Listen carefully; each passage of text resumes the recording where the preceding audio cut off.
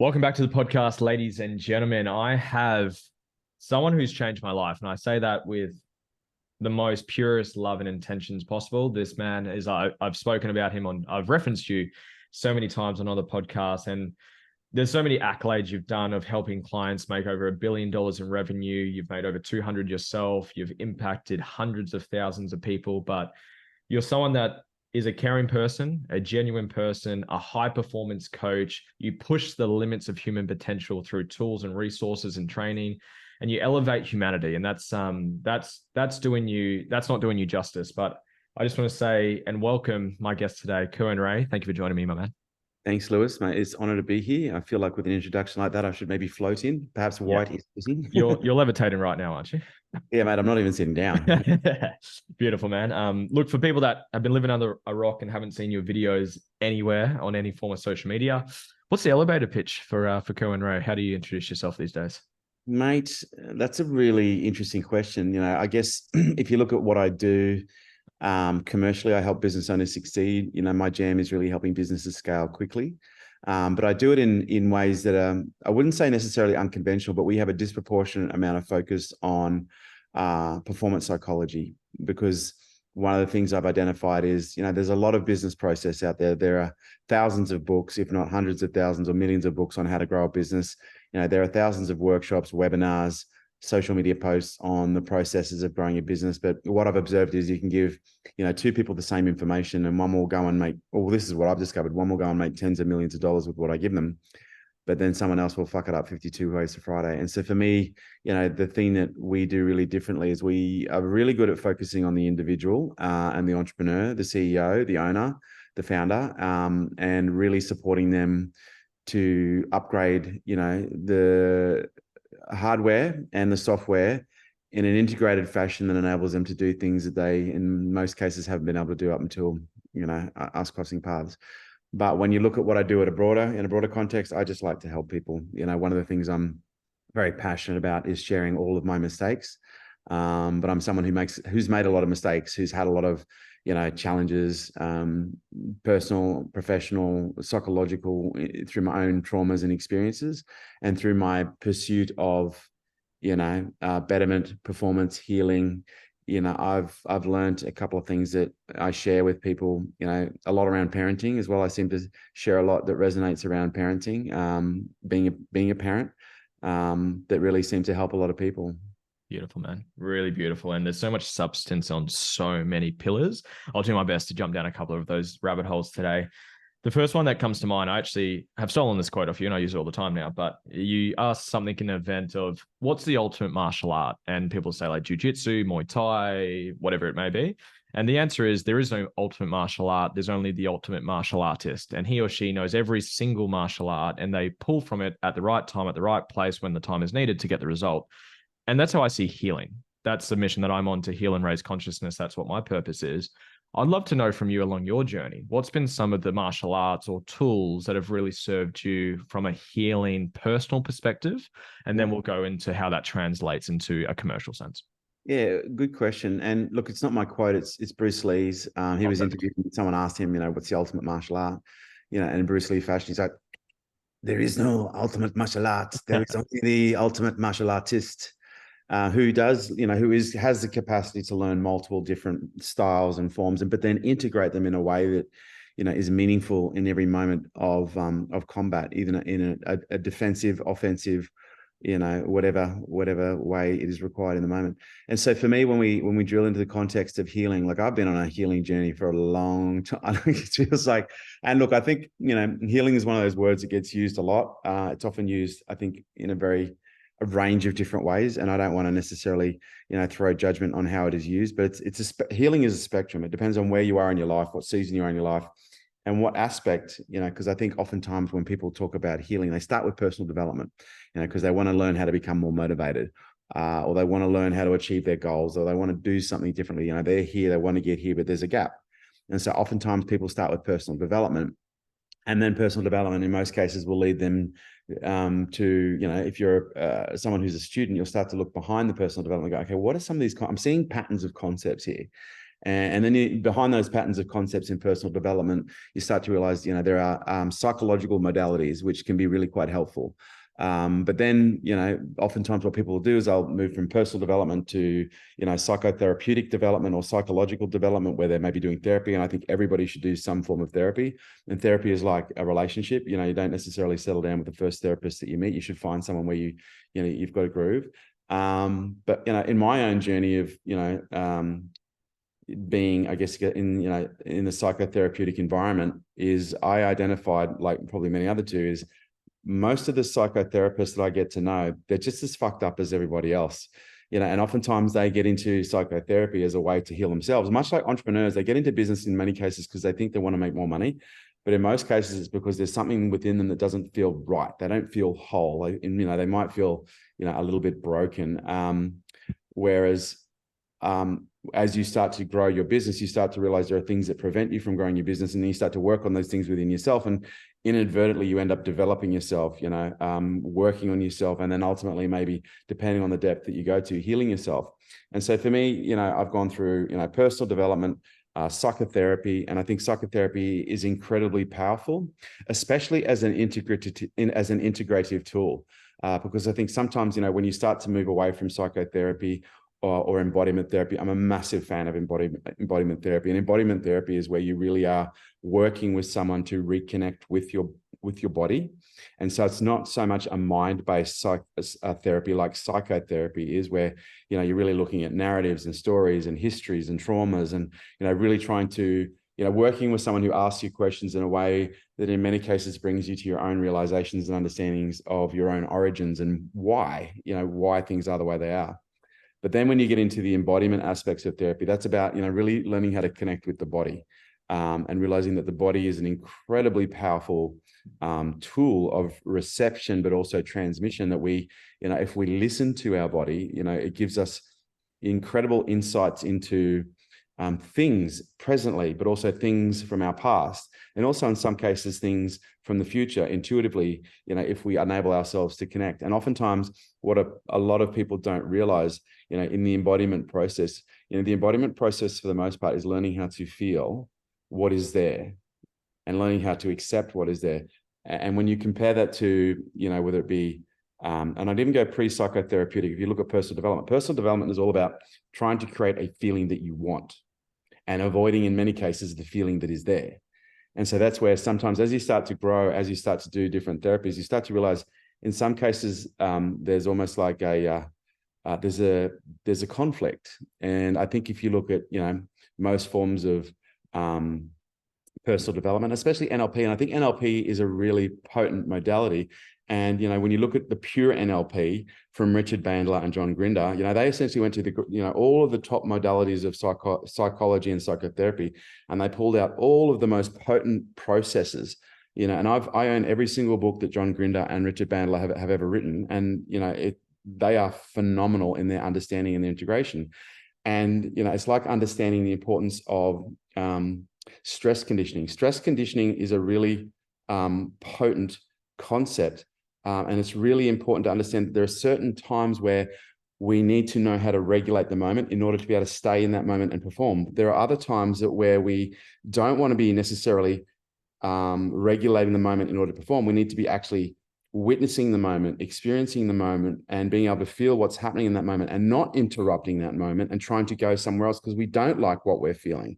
And that's why I think, when you start to look at embodiment, isn't always convenient, because sometimes it's not convenient to feel certain emotions at certain times, because we might be in the middle of a meeting, we might be in the middle of a sales call, and we have a trauma or a wound come up, and it's not necessarily environmentally, appropriate to go, oh, okay, I've just got to do a little emotional process right now. When you're in the middle of a pitch for 10 million, 100 million, $50 million, you're in the middle of a sales process, you're in the middle of a coaching process, depending on who you are. And so, there are times where embodiment is really potent, but there's also times where it's not necessarily appropriate. But it's also important to understand that, knowing how to anchor an emotion and trigger an emotion is very helpful, but that is not the way That is not the whole way. And it's like what you're talking about. There are certain things that we pull on. The ultimate martial artist is not the one who can kick to the head every time. It's the one that can, essentially, deliver the blow to wherever the gap is. And when we look at, the healing journey, and we're only at, professional development psychotherapy, and we're only at the embodiment process so far, those are three great, incredible, broad tools that have very different applications depending on where you are in your healing journey.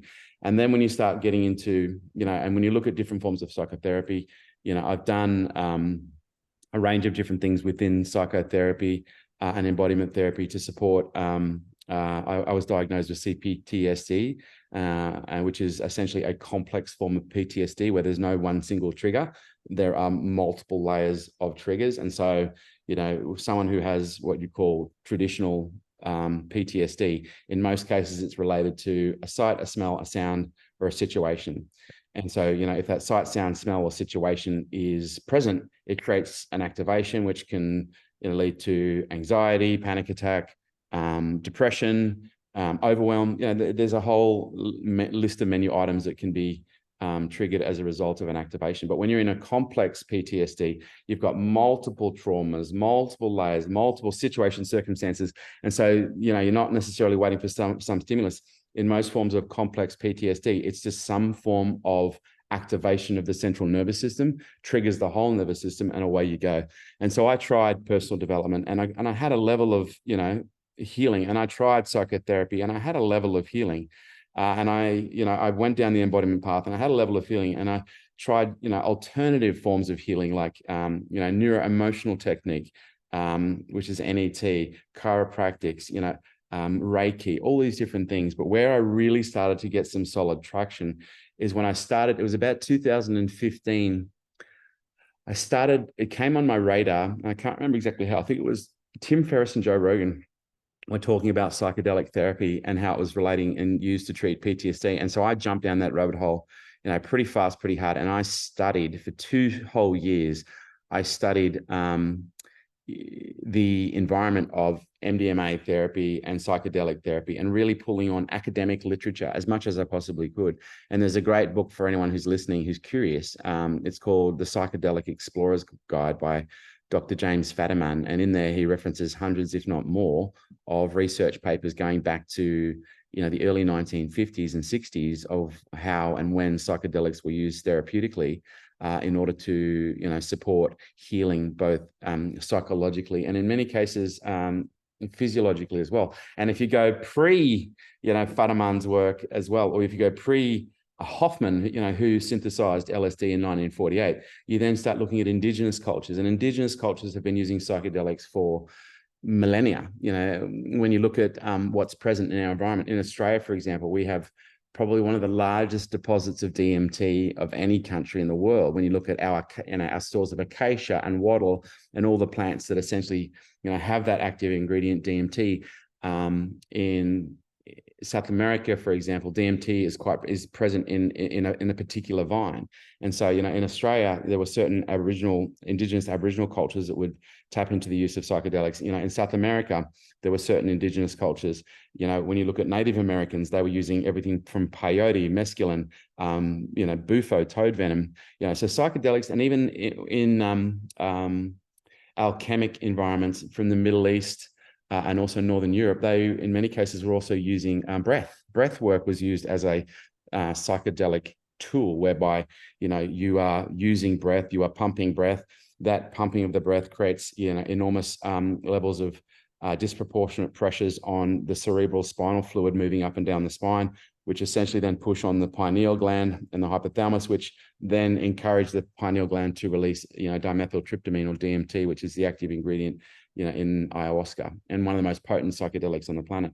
And so when I started, exploring MDMA therapy and psychedelic therapy, I started doing, and again, this isn't recreational, this is therapeutic, LSD, psilocybin, 4-ACO, DMT itself.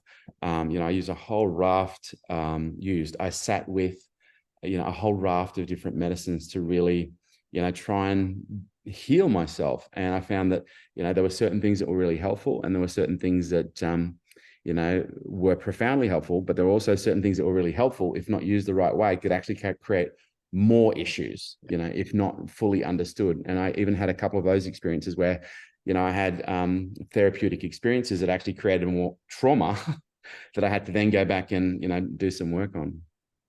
I hope you guys, if you've never heard Kerwin speak, just got a taste of the depth that this man has. That was a fucking phenomenal answer. I would love to go a layer deeper if you're okay going here. What for you, and the context of the question is I've dealt with clients and friends and just family members that it's like, I'm broken, I can't be fixed. I've tried this, doesn't work, tried this, doesn't work. And they hold on to the story, and they tried the therapy, they tried the NLP, they tried the Tony Robbins events, so whatever. And it's like they stay in that story and they can't break it, can't fix it, can't heal, can't be healed. If you're okay sharing with you, what was maybe one of, or if you can think of the biggest one, the biggest healing for you, whether like for me as an example, it was my dad was definitely my biggest wound, and that's where my biggest core wounds came from, and just feeling hurt, emotional. There's a memory that I've done a lot of healing on, of him physically breaking down a door to hurt my brother when I was home, and I think I was 10 years old at the time. So that was a big one for me as an example. But it's like I've done, I'm a big fan of DeMartini, as you are as well. And I've done some balancing and some healing and some plant medicine journeys on it. So yeah, if you're okay sharing with like, what was a big shift for you, but then how did that then change your reality in a sort of day-to-day life? Look, I'll probably pull on my most recent experiences. As you know, we've had some discussions. I had my first stroke in 2009, and it was a beautiful experience. Like literally had an NDE, big burst of DMT. I had the most incredible insights. It was profound, absolutely profound. Even created an event off the back of the insights that I had, which was called Power to Create, which we're looking to bring back to market next year. But then I had another stroke end of 2021, which was huge. It was a 5x5 in a right hemisphere. It was massive. And that was not pretty. That was not enjoyable. That was not insightful. That was absolutely physically and mentally and environmentally devastating. I had it with my son sitting beside me on a beanbag. And it was terrifying. When I had my first stroke, mate, I was single. I didn't have any kids. I surrendered to the whole process. I was like, if I'm going to die, I'm ready to die. I've lived 5 lifetimes. I don't mind. But on this one, I'm sitting beside my son. And so when I realized what was happening, it was quite traumatic.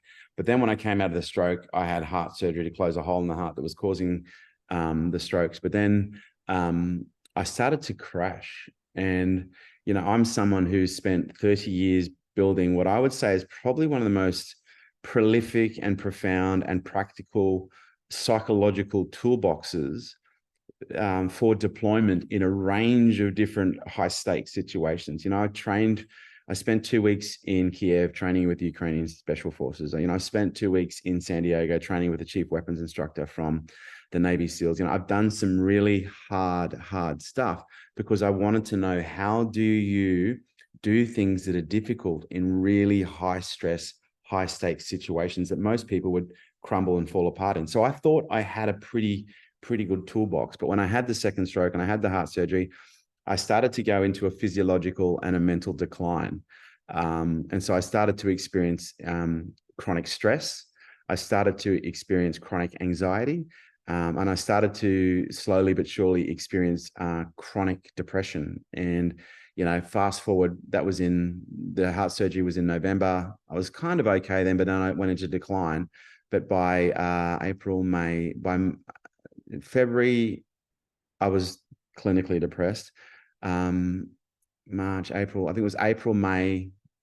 April, May is when I got diagnosed with major depressive disorder. And it was probably around February, March when I started to experience incredible levels of suicidal obsession and suicidal ideation. Now, I really feel for anyone who's listening right now, who's either there or been in that space, but I would really encourage people just to hang on for a minute and just listen, because you can get better. But for me, my experience was really quite hard and quite dark, because again, 30 years of building this toolbox, and then I find myself in the situation where I'm chronically stressed, chronically anxious, chronically depressed, and chronically almost every moment of every day when I was by myself, all I was trying to think about is, how do I end it and make sure that, no one finds the body, because I don't want to traumatize somebody else. And so that in itself was quite traumatic for someone who's never had a day of depression in their life. Despite my CPTSD, I'd never had depression. I'd had anxiety, but not chronic. I'd never had a day of depression in my life. I'd never had even a thought of ending my own life, especially as being a dad. But then to find myself in this situation where not one psychological tool in my toolbox that I deployed while I was in this state, nothing worked, nothing. And that was scary, really, really scary, because it's like, having all the cheat codes for the most advanced video game you've ever played, and you're used to getting the high score every time you go through a round, but then all of a sudden all your cheat codes don't work anymore, and you're back to being, let's call it a mere mortal player. And I felt like I was not just a mere mortal player. I felt like I was less than, because I still remember this, Lewis. I'd look around the world and I'd look at people and I'd go, oh, I wish I was that happy. And I just see people on the road and be thinking, oh my God, they look so happy. Gosh, I'd love to be that happy. And so for me, that was really quite profound. And that's when I started to have to look for other things. And at this point, I thought I knew about embodiment and I dabbled in embodiment, but I didn't really fully understand embodiment at the level that I guess I am learning now. And I ended up I built a team of people around me, and I know not everybody has that luxury, but I've worked very hard for a number of decades to be in the situation that I was in, where I was able to put a team of people around me. And this is where I identified a couple of things. First of all, mainstream centralized medicine was fucking useless. Absolutely less than fucking useless. In fact, it was less than it was actually made me worse. I remember sitting down with, a psychiatrist and two different psychotherapists, and all three of them, I was saying to them, am I going to get better? And the only thing they did do that helped me, they said, yes, you will get better. And I'm like, you promise? And they're like, well, yes, we promise you get better. And I was like, you guarantee, because if you can't guarantee that I'm going to get better, I'm done, I'm out. And like, yes, you will get better. And I'm like, okay, but have you ever seen anyone this bad? And all three of them, this is the worst part, without even thinking, went, no. And so I remember thinking in that moment, holy shit, they're promising me that I'm going to get better, but they've never seen anyone this bad. And so that's when I went down the path of embodiment. And I was way too mentally compromised to even consider doing psychedelic therapy, at this point, because, I didn't have a mindset that was anywhere near able. It was almost like I'd been through, if we put into context, from February through till December last year, it was like one giant plant journey. Wow. Where I was just being pulled apart constantly. And then this year has been, like, since December last year, one giant integration from that experience. Because when I was in that space, when I was in that place, all I could see was the worst of me. And it was on high beam, it was on full magnification. All I could think about, I was so obsessively self-critical. And so then I started to go through this embodiment process where I started to feel all the emotions that I felt when I looked at these parts of myself, but also just all of the emotions that were present. And I didn't like what I felt. I didn't like it's not so much I didn't like what I saw. I didn't like what I felt, Lewis. I didn't like the feeling of feeling bad, because I was the guy that could always feel good. I was always the guy that could do anything, regardless of the situation. The whole world could be falling apart, but I was together, I was in control, and I was able to execute. But then I found myself in a situation where, none of those things were available to me. And I was left in this puddle of emotions and this puddle of feeling. And so my hypothesis was this experience was there by design. Because do you know what's really interesting? Guess what part of the brain I had the stroke in? Oh, I'm not sure. Frontal lobe. Well, it was frontal lobe, but guess what part of the brain it was responsible for? Not sure. It was a part of the brain responsible for emotional suppression. Ooh. So it's just that's back to Pandora's box open for you. Pandora's box fucking annihilated. And then all of a sudden I can't stop feeling, And so it was almost like I had to sit there, walk, talk, lay. I went through this experience where I could not stop feeling for, months and months and months on end. It was like I had, 30 odd years, 40 odd years of backed up, unfelt emotions. And this is where I started to understand, the metabolic nature of emotions. And I think this was really helpful for me, because, and I know I'm going in a number of tangents to answer what would be a pretty basic question, but I've always been fascinated with many things, but one of the things I'm interested in and been interested in a while is cellular biology and cellular function. And I remember reading a book by Candace Pert, may she rest in peace. She wrote a book called The Molecules of Emotion. And that was a book essentially where she talked about, one of the discoveries that she made, where she identified the receptors in the neurons in the brain that are responsible for emotions are the same shaped receptors that are responsible for docking with the peptides that are created when we ingest intoxicating chemicals or intoxicating substance, alcohol, nicotine, cocaines, barbiturates, you name it. And what's really interesting is when you consider it, you go, oh, that sounds really quite bizarre. But when you think about it, it's not really, because, how many times has someone been under the influence of alcohol and done something that they've regretted, and only to sober up and gone, oh, fuck, I probably shouldn't have done that. And then I've asked this question of tens of thousands of people now. How many times have you been in a situation where you've had this high intensity emotion and you've done or said something that when you calm down, you went, oh, fuck, I probably shouldn't have done that. Emotions have the same capacity to intoxicate that drugs do. It's just a different spectrum of intoxication. But they also have the same capacity for creating dependency and addiction that alcohol and narcotics. And that's why some people are addicted to feeling sad. Some people are addicted to feeling, happy. Some people are addicted to feeling angry, because, those emotions, full spectrum of different sensations.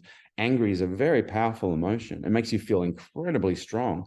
And so for some people, it can make them feel, almost like a warped form of a superhero. For someone who's addicted to be happy, that becomes, oh, happiness is my superpower. So, well, it works, but it works with someone who's addicted to being sadness. And in many cases, when we look at, how cells evolve, they split and divide, and they evolve based on their environment. And, when you look at a cell structure, a cell membrane, or when you observe it, from a scientific perspective, they have a range of different receptors in there, but depending on their environment, as the cell splits and divides, that cell evolves to its environment. And so if that cell is used to receiving lots of sadness peptides, or lots of cocaine peptides, or lots of alcohol peptides, or lots of angry peptides, as that cell splits and divides, it's going to remove other docking stations for other feelings, other sensations, other substances, and create more docking stations for the peptides, that it's getting bombarded with on a regular basis. But then we've also got to understand that a peptide is a protein. Okay, so every emotion that you experience, it is essentially you experiencing the sensation of your cells metabolizing a protein. And a protein, as you know from your training environment, it's a food. So emotions become like a source of nutrition, for the cell, and as you know, not all nutrition is equal. No. Some nutrition is really helpful, and some nutrition not so helpful. Not all calories are equal, as they say. But when you start comparing cellular biology to, and you start to wrap your head around that, when you compare it to personal development, psychology, psychotherapy, and maybe even, let's call it the psychedelic experience, because oftentimes when people have a psychedelic experience, they become overwhelmed with emotions that for the most part have been left unfelt. Yep. In Ayurveda, in Chinese medicine, they talk about how unfelt emotions create blockages within the meridian system. And I always found that really, really interesting. And it wasn't until I was going through this process in my own recovery last year, where I went back to Candace Pert's work. I was going through Chinese medicine and some Ayurveda work at the same time. I was having this influx of unfelt emotions, and I was having my Ayurveda and my Chinese practitioner going, you've got all these emotional blockages. You've just got to feel. And I'm like, and I've got this embodiment therapist saying, all right, so what do you feel? And I'm like, I'm fucking sick of feeling this, but all right, I'll do it anyway. But I got to the point where I was fucking sick to death of feeling. But then I had this vision. I was sitting on my lounge outstairs, listening to the ocean one night. The moon was rising, and I had this vision, and I thought of Candace Pert in this vision, and I saw this cell, with all these little hairs hanging out of it. But these little hairs that were hanging out of it were unmetabolized peptides, because when you look at what a peptide is a metabolite. And what do cells do with metabolites? They metabolize them. But when a cell has an excess of metabolites, what does it do with the excess level of metabolites? Not sure. Well, health, fitness. So let's say you have an excess level of glucose metabolites, glucose in your system. What does the body do? It'll store it. It'll store it for a later date. It's information, right? It's just information that gets stored. We're processing enough information right now. We don't need to process anymore. So we'll store that information for another day. And so what I started to realize is when the cell starts to feel an emotion, when that peptide docks with that cell literally starts to change its behavior. It starts to oscillate either at a higher rate of frequency that represents more of the what we'd classify positive emotions, which is why when people are quite excited, they move very quickly, they speak very fast, or they start to oscillate or vibrate at a lower rate of frequency, which in many cases is associated with people who move slower, often, feeling sad. They're more somber, more aloof. But what's really interesting when you start to consider it from a blockage perspective, and when you start to compare it to personal development, we're often told as men, you can't feel sad. Feeling sad is a feminine quality. So if you feel sad, suck it up, princess, and fucking put on your brave face. Or you're told, if you don't like the way you're feeling, do a move, get yourself into a happy state, do a move. Now you've anchored that feeling in your body. Now that's helpful if you're in a fucking high stake situation where you don't have the time to feel. But let's say you're feeling sad. So you've got all these peptides that have been released, like swimming like little sperm, through your bloodstream. They're connecting with all these cells in your body, changing the way those cells are behaving. So your cells are starting to vibrate low and you go, oh, I don't like how I'm feeling right now. I don't like feeling sad. So you know what? I'm going to do my move. I'm going to focus on something else, or I'm going to do something active that's going to make me feel better. And so then your cells literally start to be bombarded with, let's call it a equal opposite emotion. So let's say you're in the middle of your cells are in the middle of chowing down on sadness. You don't like it. So now you go to Uber Eats and you fucking deliver, a massive buffet of happy peptides. And so what the cells will often do, and this is hypothesis at this stage, but I've had this conversation with a number of people in medicine who think that the hypothesis seems to hold ground, especially when you start correlating it with Ayurveda and Chinese medicine. So your cells are chowing down on sadness. And then halfway through that meal, they stop chowing down because all of a sudden they're now being bombarded with a different peptide. And so they stop metabolizing sadness and they start metabolizing something else.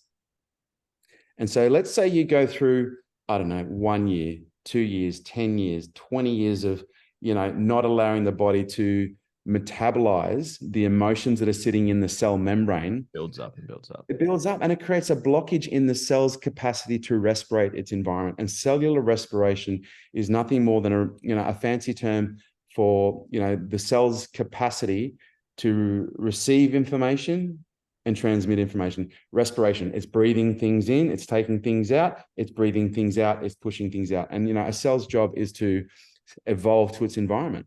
And, if you've got cells that are blocked and they're evolving as blocked systems, it's going to create bigger blockages where you're storing more emotions. And then something is going to come along where you maybe start doing embodiment processes, you start doing breath work, you maybe engage in some form of psychedelic therapy. I can't tell you how many times I've seen this where someone's doing breath work and the next minute they're sitting up and they're just howling, crying. And I don't know why I'm crying. I'm just so sad. It's just like, go with it, feel. And that's what I say to people. I do this with my son. Like whenever he has an emotional experience now, I'm like, buddy, just feel it, breathe into it and feel it to its edges. It's like a visualization. The cell has edges. Feel it to its edges. Feel the emotion until it's no longer there. Don't feel the emotion until it's no longer convenient to feel it. Feel the emotion until the emotion is gone to the point where you're actually like going, okay, is it there? I can't feel it anymore. And if you engage in that type of an embodiment process, you'll be amazed at how fast you can move through things. Like it really does become an element of adaptive performance. And I know that's not necessarily a therapeutic term, perhaps, but one of the things that I've observed is that the sooner you can move through something, the sooner you can become better at whatever it is that you're trying to do, whether as a parent, as a physician, as a coach, as an entrepreneur. Mate. How do we follow up that question? I'm obviously conscious of time. There's a couple keep going, mate. We'll just keep going until I get a knock at the door. Fantastic, mate. There's a question that I like to ask my guests, and I'm really curious on your answer to this. What's something that you think about a lot, but you don't get the opportunity to talk about a lot?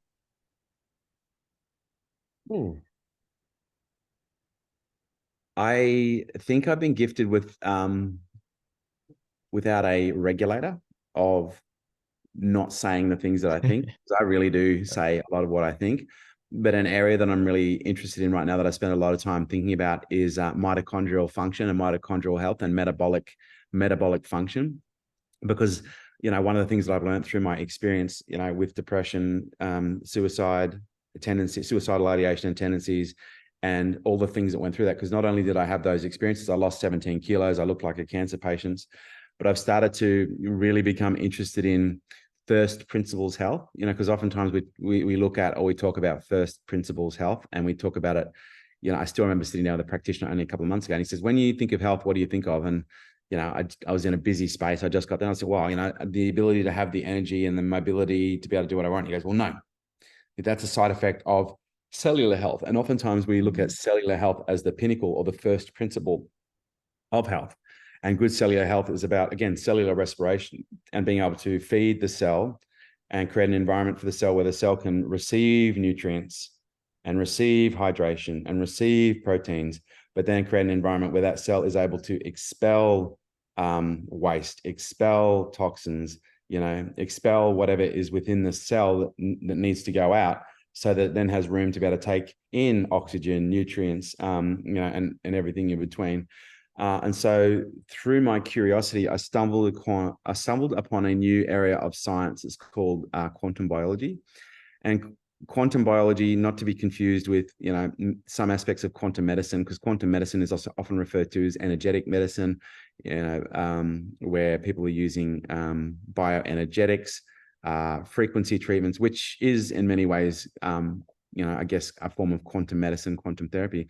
But I've become increasingly interested in quantum biology and understanding what is happening at a subcellular, subatomic level that is actually leading to cellular performance and cellular health. And that's when you start getting into the quantum realms within the cell, is the mitochondria. And the mitochondria is, often referred to as the energy warehouse or the engine of the cell.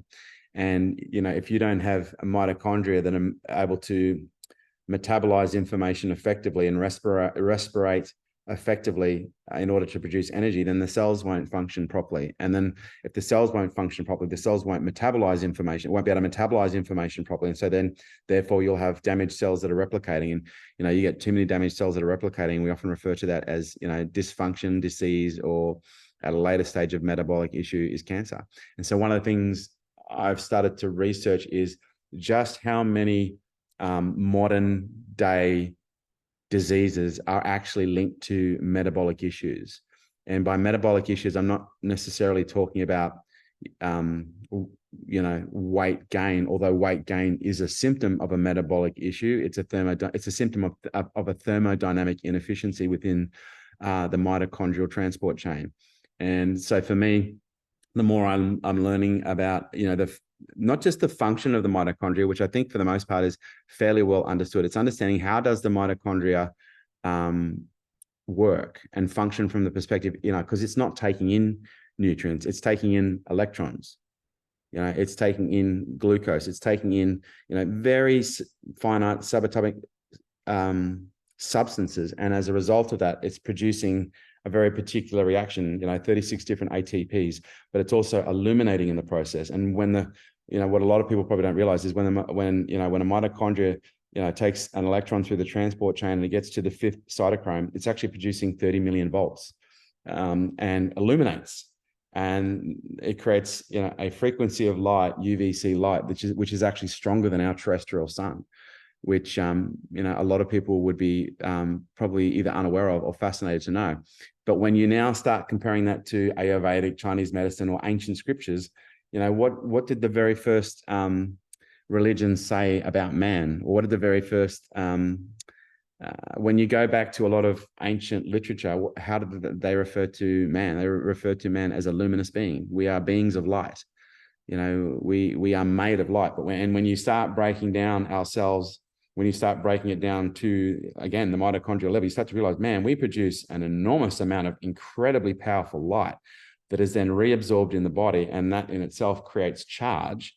And we become this, this enormous, almost like battery that has the capacity to create light, absorb light, and then take that light and store it as energy, and then use that energy in the deployment of, daily function.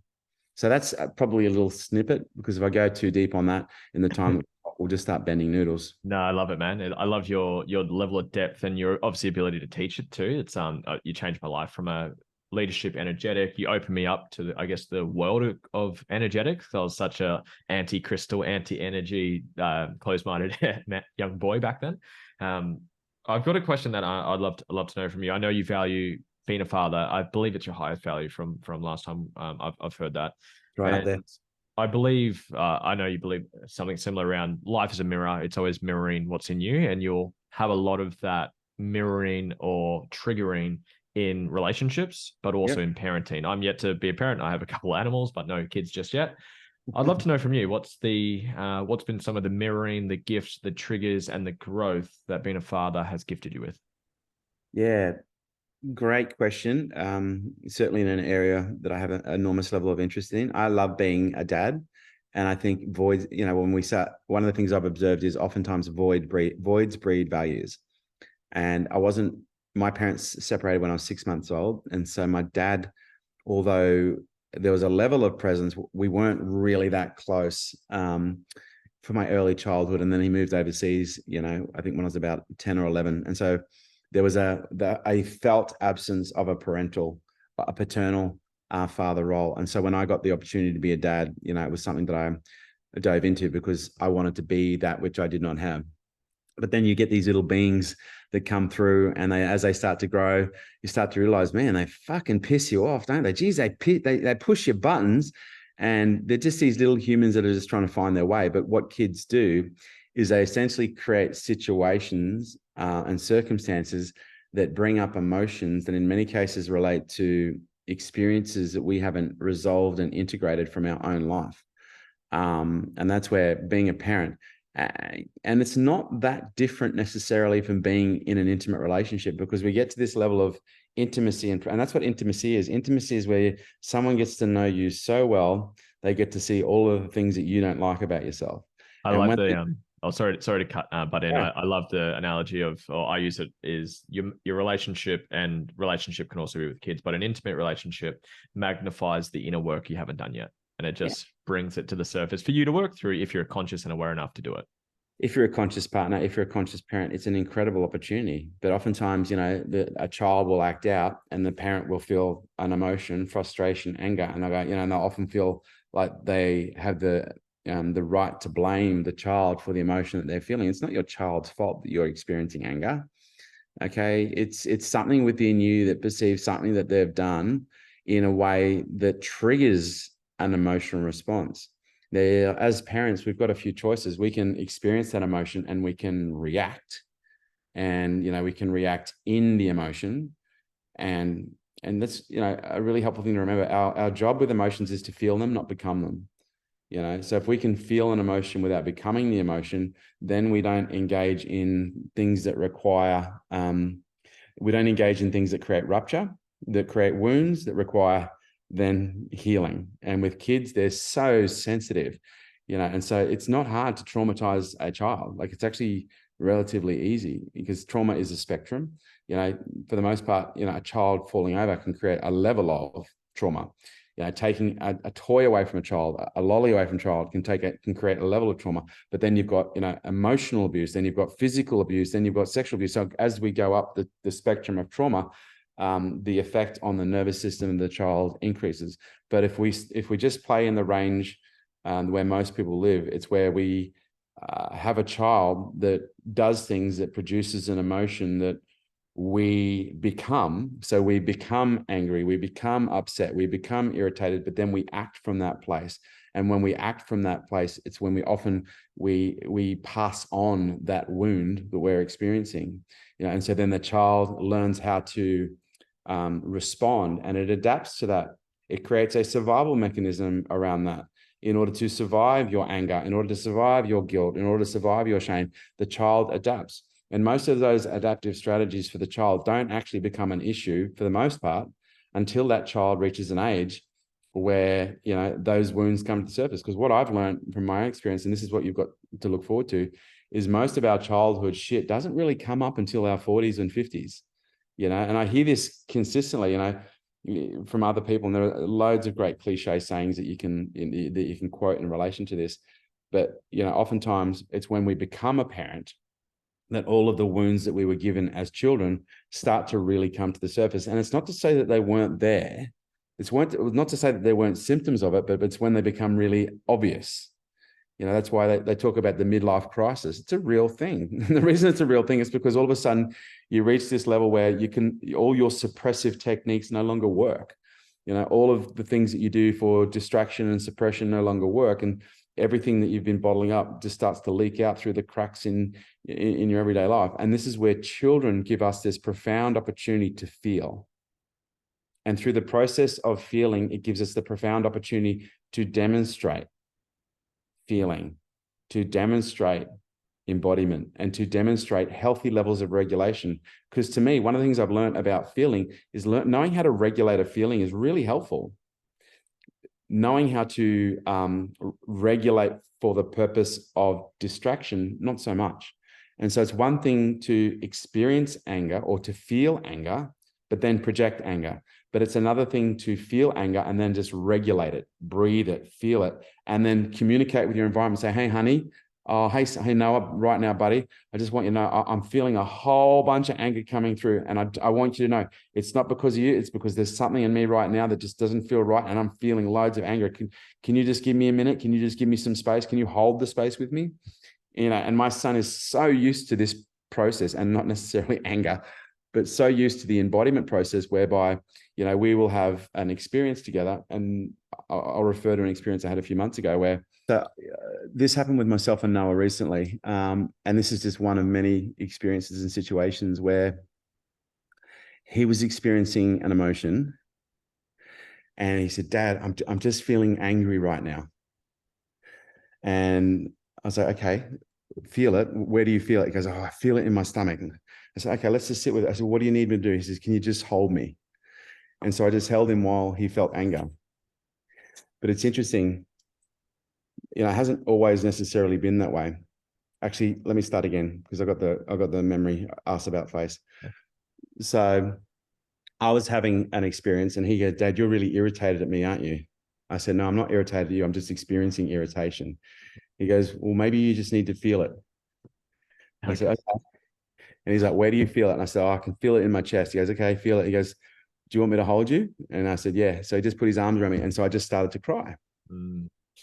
And so he just held me. And then he started saying what I say to him, which is, feel it to its edges, Dad, feel it to its edges. And then afterwards, he's like, so how do you feel now? I said, I feel so much better. And so now what's really interesting, and that's one example of many times where I've been through that process, but he's seen me go through that process so many times now where he actually will replicate that process. He'll have an experience, which, this has happened at least a couple of times only in the last week, where he'll start to have an emotion. And I'll say, is everything all right, buddy? He goes, oh, I'm just feeling angry. It's not you. I'm just got anger inside me, or I'm just feeling sad. And so I'll sit with him. I'll say, just feel it to its edges. Is there anything you need me to do? And he might just say, just hold me, and I'll hold him. And then we'll go through the process. And then, in most cases, we can get through an emotion and feel through an emotion. And I'll just encourage him to breathe, within a matter of minutes. And then that, in most cases, just completely removes the requirement for a meltdown. Yeah. Because rather than him experiencing an emotion, feeling overwhelmed, and then being judged, blamed, shamed, or guilted for feeling an emotion, which often creates confusion for a child, which doesn't help them process, which doesn't help them regulate. If anything, it creates a polarization within them where they feel, overwhelmed, stuck, confused, and they don't know what to do. And it's hard enough being a kid, let alone being a kid and feeling a really big emotion and not having the tools, to be able to process that emotion. And I think that's for me is the key. My goal with Noah, and it will be with Jonah as well, is to create situations and circumstances where I demonstrate the tools. Or not create, take that back. I don't even need to create the situations. The situations come about.